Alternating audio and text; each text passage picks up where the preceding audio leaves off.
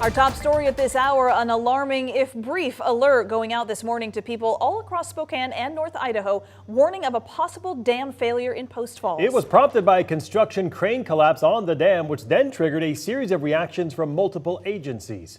Good evening and thank you for joining us for KREM 2 News at 5. I'm Mark Hanrahan. And I'm Whitney Ward.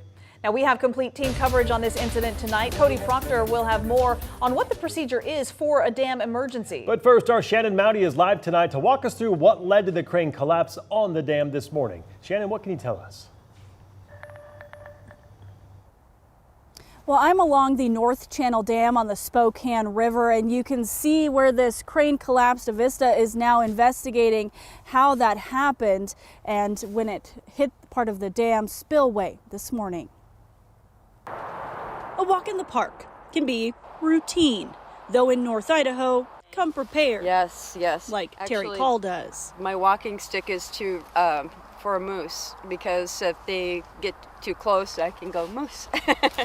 No. A moose may be expected in Falls Park. What Terry actually ran across Tuesday This is really a shock to see. caught everyone by surprise. Regular walkers turned sightseers, trying to catch a shot of this toppled 100-ton giant. Not in Avista's plans for the 100-year-old North Dam's rehab. We don't know exactly what happened or what caused the crane or what was the root cause of the accident. We'll be going through an assessment investigation to figure that out. But they do have an emergency plan, which led to the brief warning the dam could fail. That's a lot of water behind the dam, so and flood. we'll see. Operations and Dam Safety performed our joint inspection approximately 1 hour afterwards. So it was around 10:15 or 10:20 when we were able to make that determination and stand that down. Even with no flood danger in this damage, it will upend Terry's weekly wildlife walks. I've been supplementing the chipmunks with seed, but when I got to the park today, the gentleman said it's completely closed. With no idea how long this beast could lie.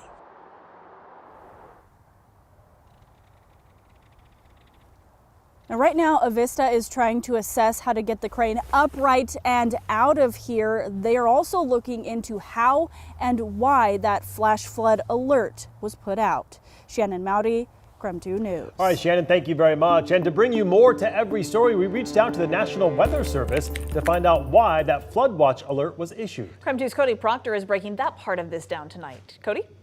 Well, Mark and Whitney, after that crane collapse around 9:15 this morning, the National Weather Service says they got a call from the dam's operator activating their emergency action plan. Now, this plan's used when there's an event at the dam that could affect the structure. The action plan enacted this morning was for potential failure, prompting NWS to release the flash flood watch. Part of that emergency action plan is to notify the stakeholders that would be impacted by the dam.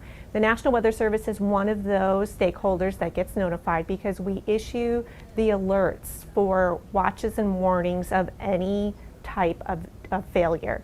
That could be a potential failure or an imminent failure or even a non-failure event.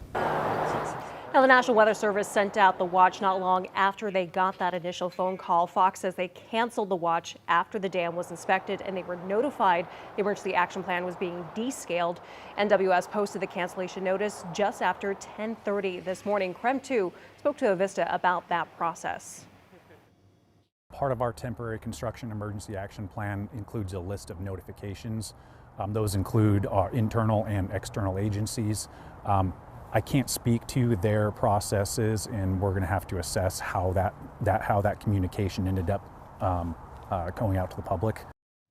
Now, while both Avista and the National Weather Service says they followed their emergency protocols this morning, some emergency responders, including the fire chief for Kootenai County Fire and Rescue, say while they understand why the flash flood watch was put out, they questioned if it was needed and wish they'd been coordinated with. In the studio, Cody Proctor, KREM 2 News. Cody, thank you. Spokane police are asking for help locating a missing 16-year-old. So take a look.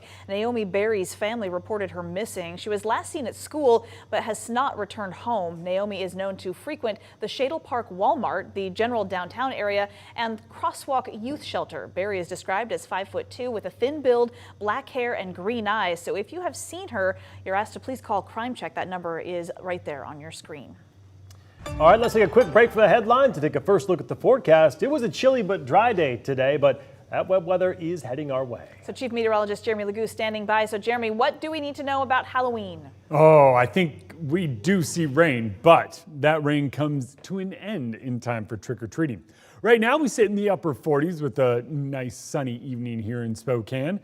It took us a while to get there, especially with some of that patchy morning fog, but once we made it, it did feel a little bit warmer. When it comes to our trick-or-treating, I think we start early in the afternoon with a high around where we are right now, 47-ish degrees. By the time we get to the evening, or let's say the time you go home, we will be in the low 40s or right near 40. That shift comes behind a cold front moving through the region, and yep, it's yet another one. Here's how it plays out. Tomorrow, we will eventually see increasing cloud cover. I think we'll call it mostly sunny to partly cloudy to then rain overnight Wednesday into Thursday morning.